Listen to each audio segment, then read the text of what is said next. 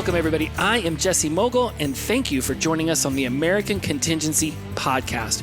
We are a united nationwide community of steadfast Americans ready for any challenge that comes our way. We're here to inform, equip, and train you so that you are prepared to respond and recover from any man-made or natural disaster or situation. It has been a fabulous first 5 episodes. Super excited for what we've already been able to discuss with you. As you know, Noel Bishop was just on discussing training for preparedness.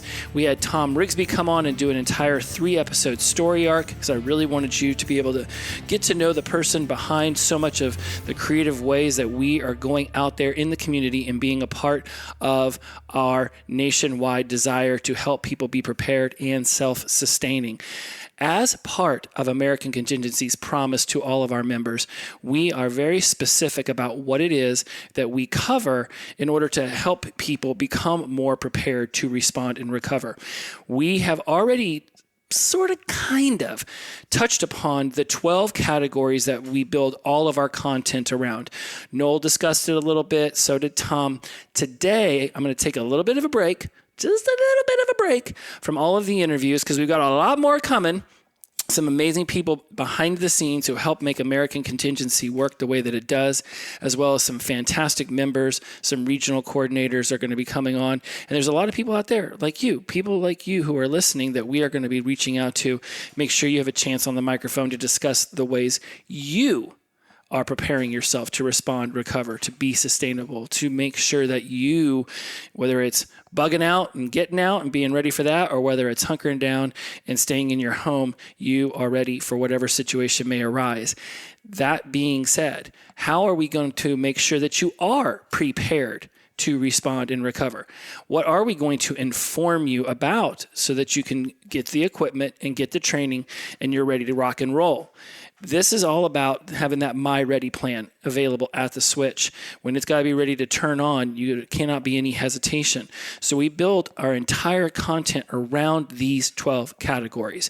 So we're going to go over them today so you have an opportunity to get a little bit more knowledge about what it is we're bringing to the table. Obviously, this podcast is an excellent opportunity to get you when you're out for a walk or you're cleaning the house or you're walking around in the woods, whatever it might be that you're doing. We are blessed to have an opportunity to speak directly to you, but this podcast and the members' website are just a very small portion of what we're doing behind the scenes to help Americans just like you be ready to rock and roll. And it's all going to come down to what these 12 categories are able to solidify around your preparedness journey. So let's dive into these because I want to be brief and I also want to be able to make sure I touch upon each one of these in a good enough amount of time that you get a grasp for what it is that we're bringing to the table.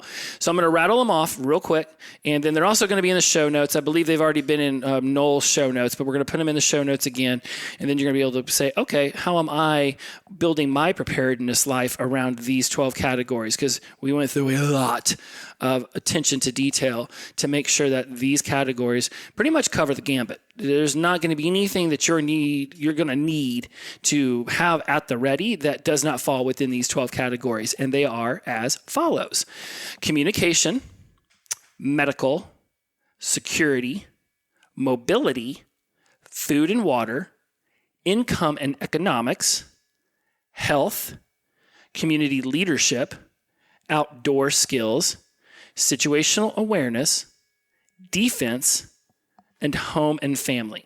And that's all 12 of them.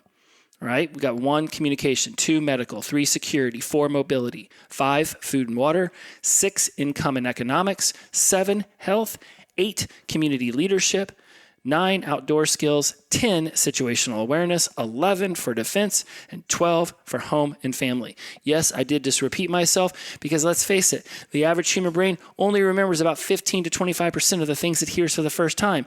So if I can say it twice in a row, maybe you'll remember 50% of it. And by the end of this show, once I'm done giving you a rundown of what all of these will mean to you when you join and become a member of American Contingency, then I think you will have a grasp of all that we can bring to your life. So let's start right out the gate with communication. Effective communication is absolutely essential for coordination, for problem solving, in any situation, especially in high stress or emergency scenarios. When you are emotional, your midbrain, the amygdala, all that sciencey stuff, it's off the charts. Do you think you're thinking with your rational brain when you are highly emotional? I hope the answer was no, because the emotional center of your brain is going to get a hold of any information first before the rational part of your brain can get a hold of it, because that midbrain is absolutely going to get reached before the front of your prefrontal cortex, which is if you take one of your fingers and start tapping yourself in the forehead, that's where that's located. So you're going to have to be able to move through your emotionalness in order to get to your rationalness. And that's where effective communication comes in. We want to make sure that you have created a communication plan with your family, your friends, including designated meeting spots, backup methods of communication. Noel brought up walkie-talkies that he does with his neighbors in order to make sure that they are communicating effectively in case of an emergency. Shared messaging apps if telecommunications is up. But what if the phone lines are down? How are you going to be able to communicate with those that you love? Right, walkie-talkies is a great idea, but if somebody's across town, maybe payphones don't exist anymore. But back in the day, you guys remember that, right? Payphones at gas stations. So what are you doing in order to know how to communicate? What if there is an emergency phone that you come across? Does anybody in your family know one another's phone numbers? Does anybody? That is not something that most of us have at the ready anymore because our cell phones have taken our brains and turned them into mush. What are you doing to prepare your communication? We've got lots of amazing strategies, and we go over them in depth on the members' website. And of course, everybody that joins their local chapter also learns amazing ways to make sure that they're staying up to date. Ham radio is a huge thing in our community. Lots of people have their ham radio license. In fact, recently on our Facebook group, you can join that. Just go find American Contingency on Facebook. One of our members had just recently gotten her license for ham radio, and there's a lot of love about that. Great way to communicate if you know how to set up a ham radio. Not that difficult. It's not that difficult. Number 2, medical. Basic medical knowledge and skills, absolutely life-saving in any and all emergencies. Having access to medical supplies and resources, crucial. It's crucial for maintaining health and wellness.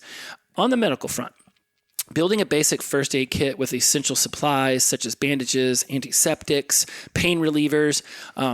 You can absolutely take first aid classes, a CPR class. Those things are like free at the YMCA. A lot of schools do those free too. That's like a community resource that you can get. You get a little certificate from it. I'm going to say this about my med kit in my car. It was super funny going over it. I'm at Tom's house one day, and we're talking about my med kit, and I'm like, dude, this is a Superfly med kit. Let me open it up and show you. But I had never opened it before. I'm ashamed to say this. I had never opened it before. And everything was still in individual boxes in plastic wrap. It was not ready at all. At all. If you're going to go off and get yourself a medical kit, whether it's on one of the big box stores or one of the online retailers, you got to open this thing up. You got to learn what's in it. I didn't then. I'm learning it now. Get a med kit and know what's in it. Another great thing too would probably be watch some YouTube videos on how to splint a sprained ankle or a broken leg, because that's something that could happen in an emergency situation. And if you need to be mobile, you don't want somebody in your party lagging behind or needing help and nobody knows what to do. And just because you know what to do doesn't mean everybody else in your emergency party knows what to do. So don't be the only one who knows this information, because what if you're the one who falls down the hill and bonks their head? And now everybody around you doesn't know what to do because you were the one who knew what to do and didn't share that knowledge with other people. And that leads us straight into security, right? When natural disasters go down, man-made disasters happen, our certainty is taken from us. There's uncertainty and a lack of security that comes with that. How are you maintaining your security and safety in any situation?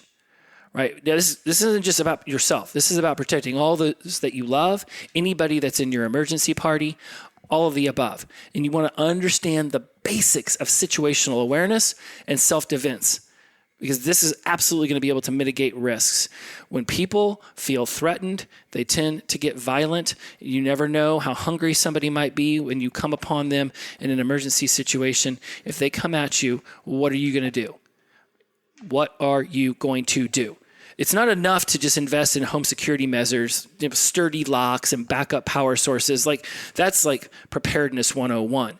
But learning basic self-defense techniques, little self-defense courses, knowing how to use somebody's body weight to leverage them down, or, I don't know how to do this, but I absolutely think it's a great idea, and I should totally take a class on this.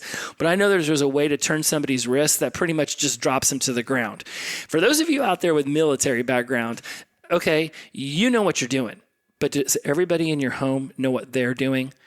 Some simple practice with them can come down to literally being the difference between them getting home safely or them ending up in the hospital.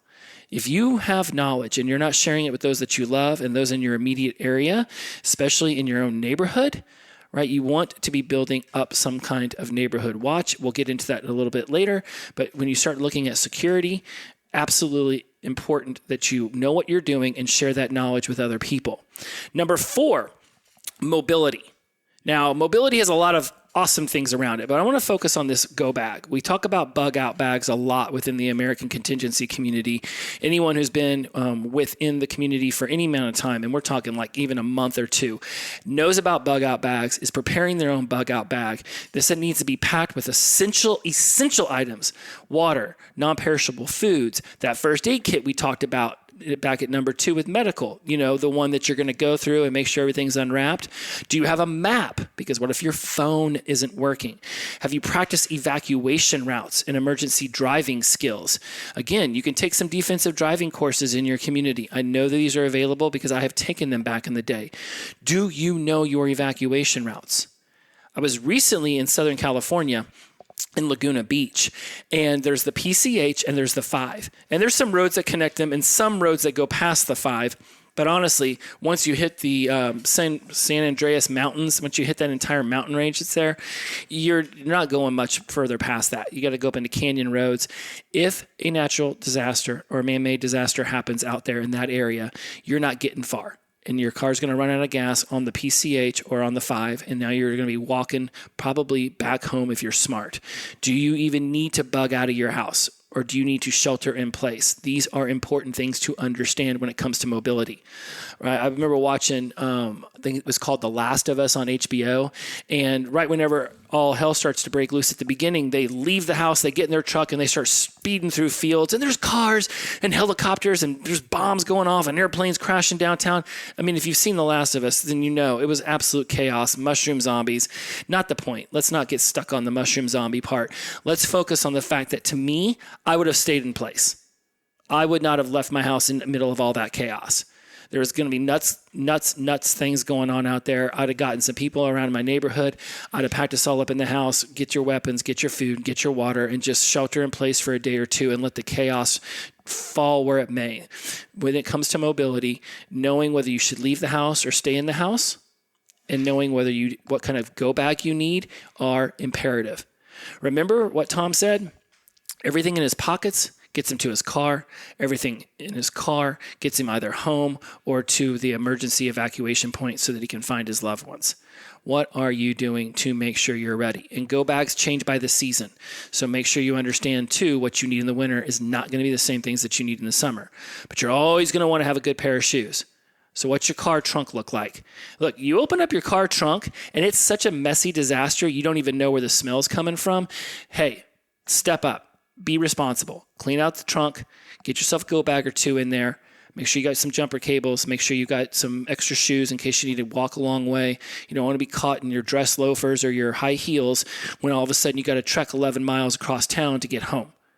What are you doing about your mobility? We talk about this a ton in the member site, and it's absolutely a highlight of every single regional coordinators to make sure that our mobility is being discussed, because if you find yourself in a precarious situation, you want to get out of it. This is where we pair up security and mobility together.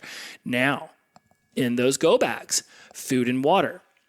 Here's the key thing, right? There's this sort of saying that goes, every society is 72 hours or 9 meals away from chaos. People get hungry quick, and most Americans don't generally have more than 3 to 5 days worth of food in their house, especially if the power goes out, because we're keeping all of our yum-yums in the fridge and freezer. So have you stored at least 3 days worth of non-perishable food and water for each person in your household? Each person in your household because you want to have access to safe and reliable sources of food and water in order to make sure that you make it through those first 3, 5, 7 days. And understanding how to obtain and store and prepare these resources is critical. Now, I know following a ton of these different social media people on Instagram and TikTok and all that jazz, there are a lot of people out there showing you how to be prepared. Are you just watching that as some sort of entertainment, like it's television? Like, ooh, let's watch all these other people be prepared and I will sit here and do nothing about it. Or are you watching what they do and then going out there and being actionable? Like Tom said, we're not looking for you to set up 30 days worth of food and water. Right now, 3. And it's like a gallon I think it's a gallon of water per person per day, but it might even be 3 to 5. Like to me, I want to be able to wash. I want to be able to clean. I want to be able to make sure I'm taking care of me and my loved ones while we're sheltering in place or while we're on the move.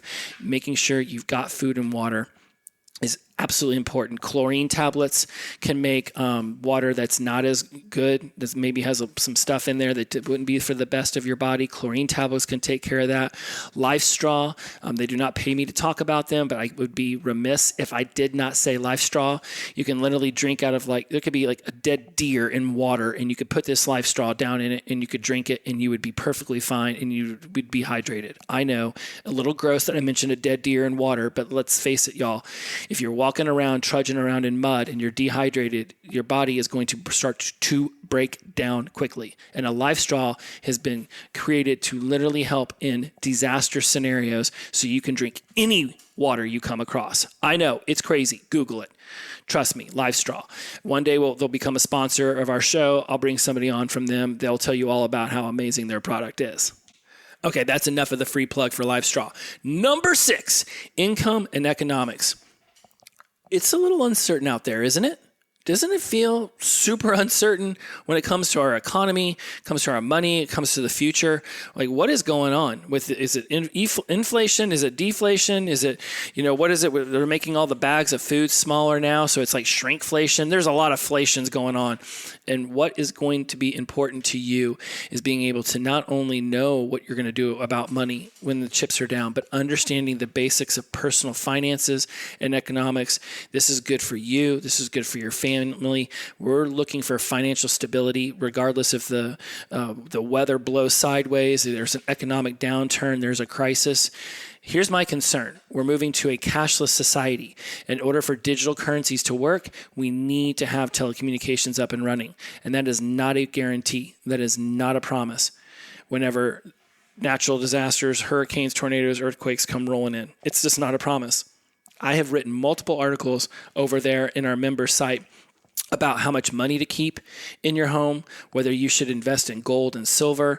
If so, how are you keeping that at the ready to spend? Because I don't know who's going to shave off a gold flake from your gold bar if you want to buy some milk and some bread from the local 7-Eleven when all hell's breaking loose. And nope, 7-Eleven didn't plug me for that one either. I just randomly say stuff and accidentally mention companies' names. So building an emergency fund with at least 3 months worth of living expenses is very important. And I know, I don't always have it either. Money gets tight. So you put aside what you can put aside. Diversifying your income stream, finding ways to earn a little side hustle money. There are ways, if you are creative and you're looking to actually accomplish this, that you can start tucking a little bit here and there. I keep $500 to $1,000 stashed in multiple places in my home just because I want to make sure that if the chips are down, I've got some funds. Right? I get that a lot of people are like, yeah, but if all hell breaks loose, then the dollar means nothing. The dollar means whatever we say it means. It's not backed by gold now. We're basically just saying it's worth $1 just because we want to say it's worth $1. It could be worth 50 cents tomorrow if somebody freaked the whole country out enough. $1 is worth whatever somebody determines $1 is worth. But you could have some bartering things, right? Easy things to barter that people are going to want when all hell breaks loose. Caffeine, nicotine, booze, sugar, right there. You start stockpiling those 4 things, you can start using that as money if things go sideways for a super long time. I mean, we're not talking about, the United States falling in World War III here or anything. We're just talking about making sure you're ready for any given Tuesday. We'll discuss World War III on a different episode. Let's talk about health, right? How are you maintaining your health? Your health is so important. And this isn't me trying to pump up a gym and telling you need to start running marathons or you need to go out there and be able to bench press a Volvo. I'm just simply saying, can you walk a mile? Can you go upstairs without getting winded?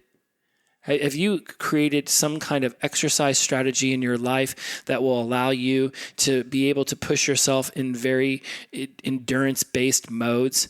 If you aren't thinking about what your health is going to lead you to down the road, you could be one of those people who's causing the emergency party that you're rolling with to start to lag behind. Be the one who has the ability to push themselves when all hell's breaking loose.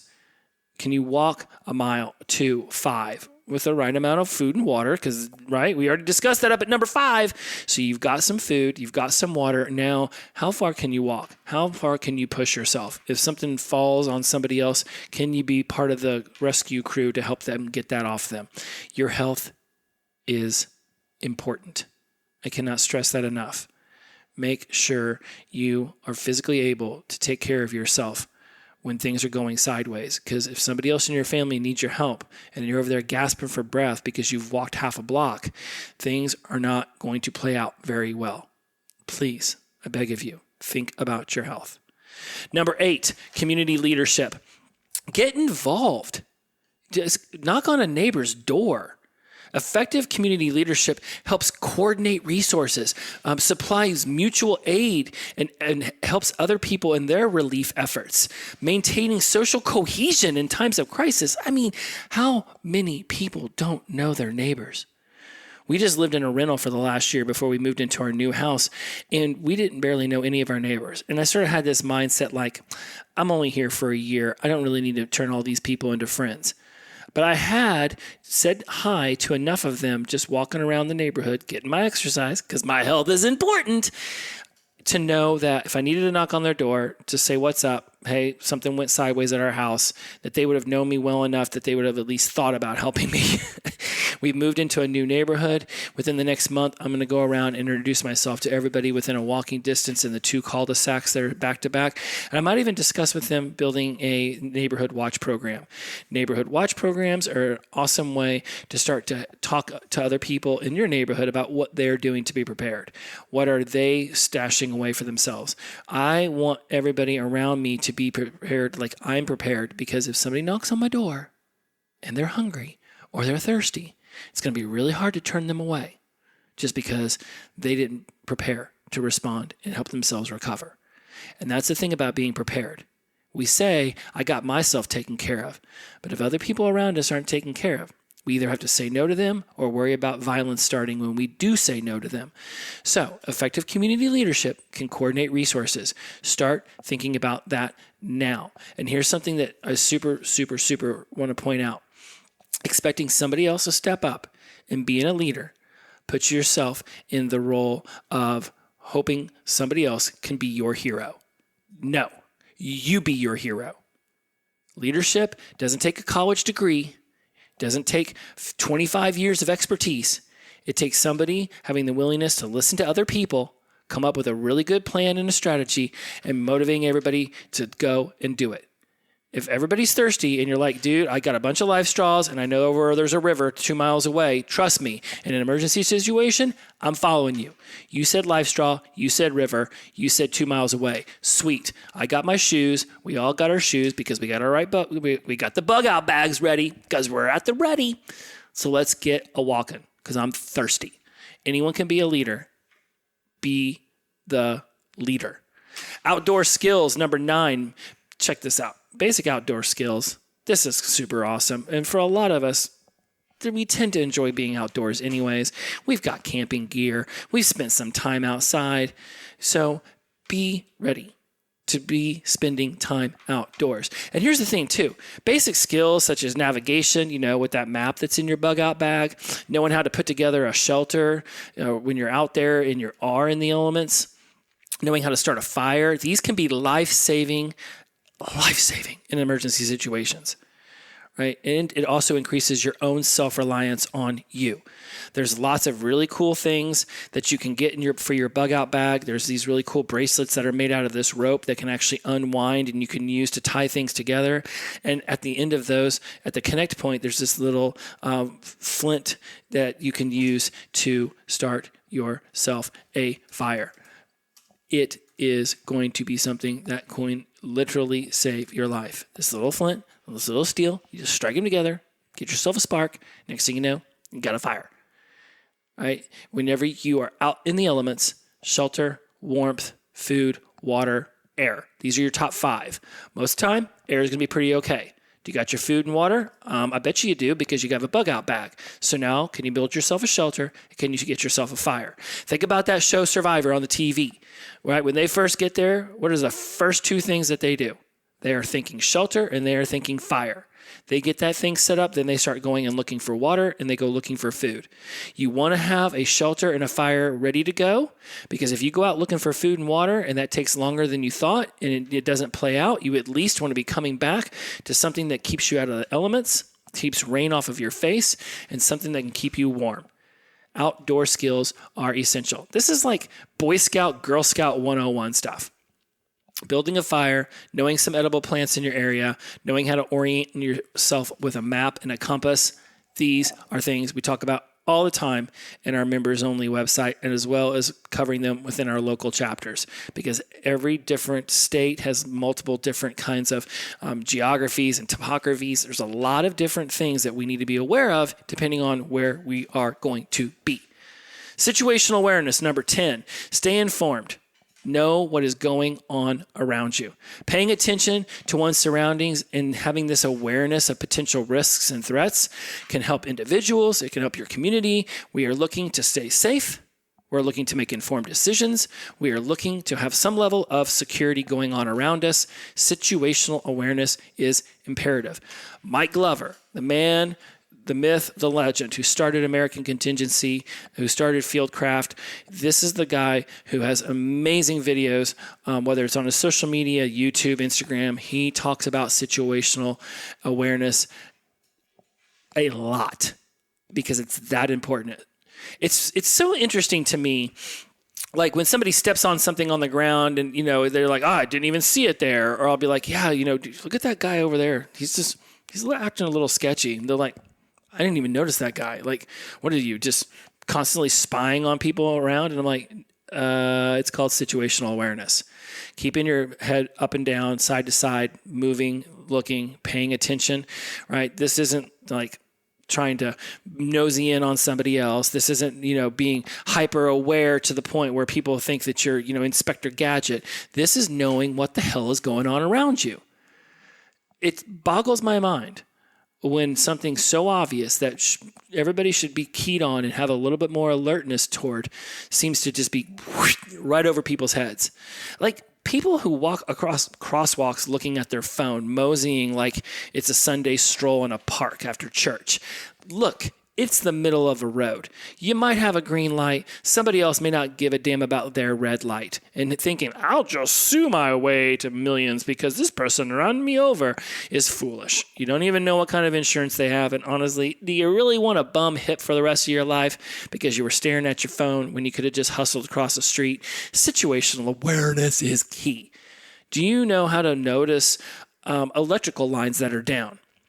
Are you paying attention to sharp objects that could be in the road or on the sidewalk or in your yard after a disaster scenario plays out? What are you looking for when you walk out into the openness and you've been hunkering down all night while the storm tore through and the tornado ravaged your community? Are you paying attention to your surroundings?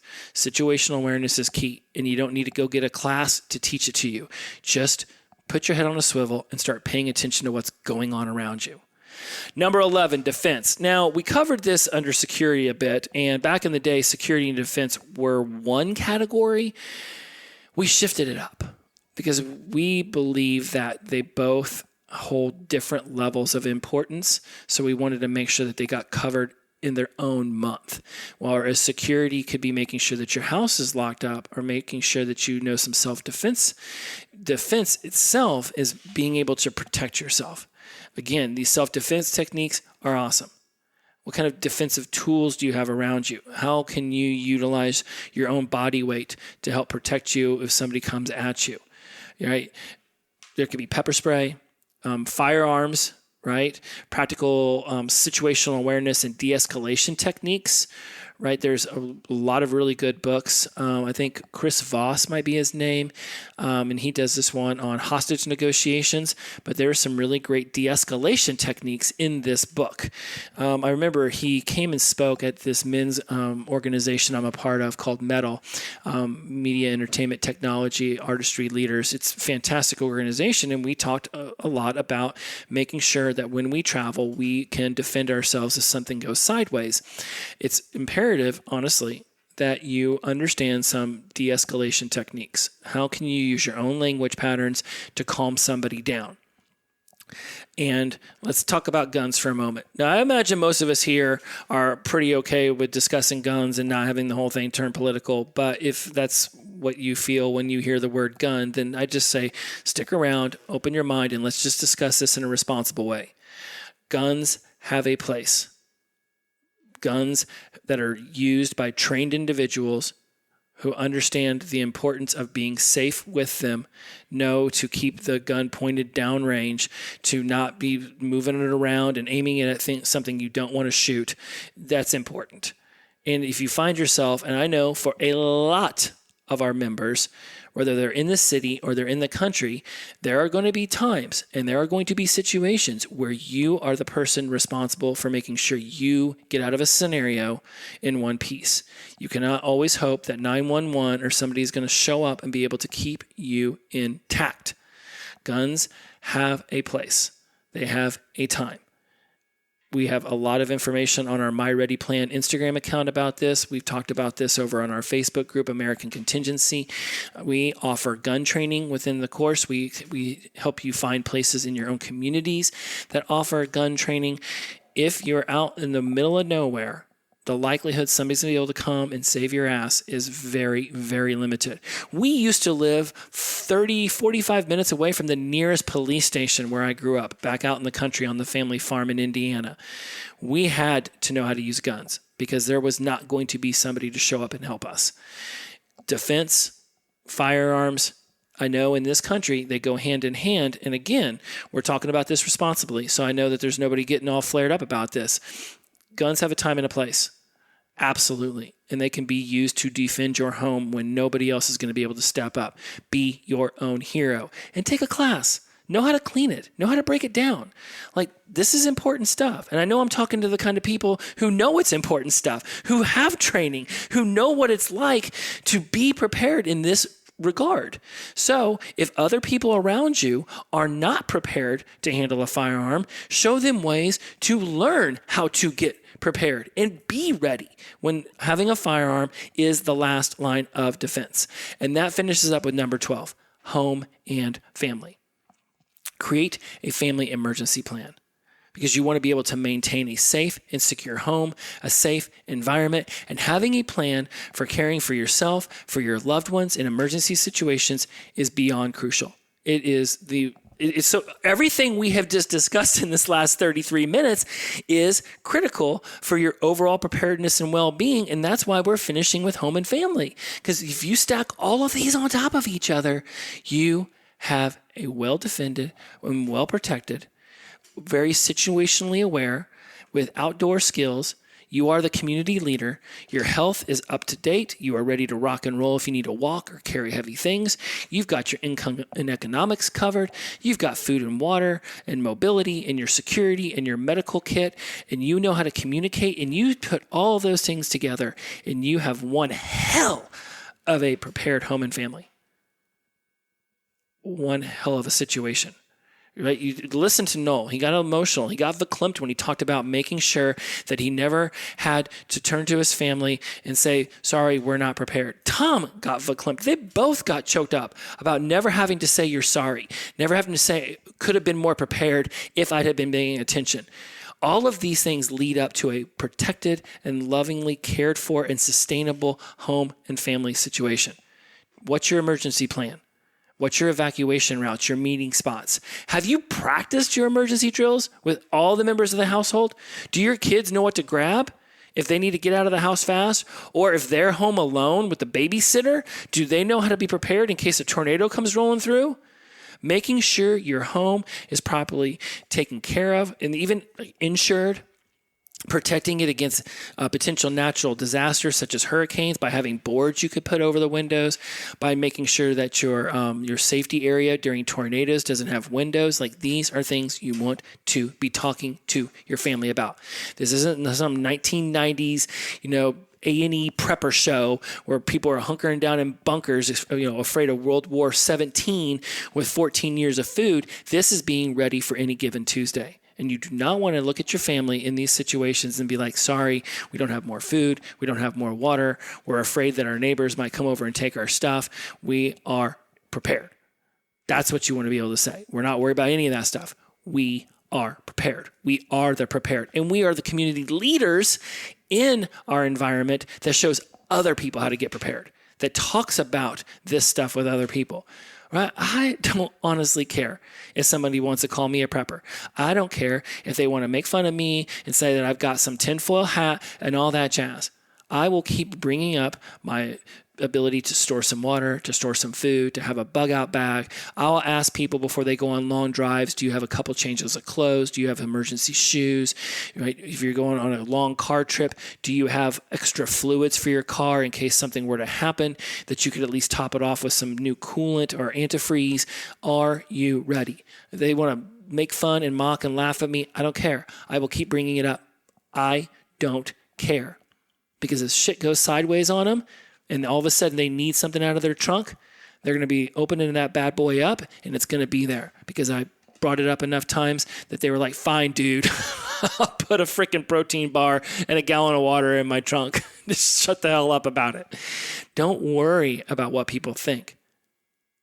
Think about how you can help them stop worrying. If something were to happen, that they could be ready, that they could be prepared. So there you go, my friends. That's our 12. In reverse order this time. Home and family is number 12. Number 11 is defense. Number 10, situational awareness. Number 9, outdoor skills. Number 8, community leadership. 7 is health. 6 is income and economics. 5 is food and water. 4 is mobility. 3 is security. 2 is medical, and 1 is communication. These are not necessarily in a particular order based on importance. They are in this order this year because each month has its own dedicated topic, and so they're ordered 1 through 12 because that's what we're covering this year. In no particular order. It's not like you can't be taking care of mobility and then later on worrying about your medical. I don't even say worry. I got to stop thinking worry because we're not worried because we're preparing. Prepared people have a plan. Now, you can be flexible from the plan, but you can't be flexible from a no plan. A no plan is a plan that you could have had, but nope, you don't. So now you have a no. Do you have a plan? Nope, don't have a plan. You don't have a nope plan. Have a plan. Never have to say you're sorry. Be able to talk to your family about this stuff. Don't worry about what they might say behind your back, because I'll tell you what, if you talk to them enough about it, they're going to be prepared. And I'll tell you what, it makes me feel a lot better knowing that my loved ones and myself is prepared for anything that may happen than being worried about them chuckling and laughing as they walk away from me. Just don't care. I care more about their health and their safety than I do about a little mockery. And you know what? You might be in a community where everybody wants to embrace this stuff, and it's just up to you to be the community leader that helps them start getting organized. That's it, my friends. That is our 12 categories. I hope that you have enjoyed this brief little rundown of what it is that we talk about over here on our American Contingency website, what we talk about within our membership community. This is stuff that our regional coordinators are going over. Our state coordinators are organizing this with their regional coordinators who bring this to all of the members. If you are looking to be a part of a world that can take you from some level of uncertainty to some level of certainty, right? We're here.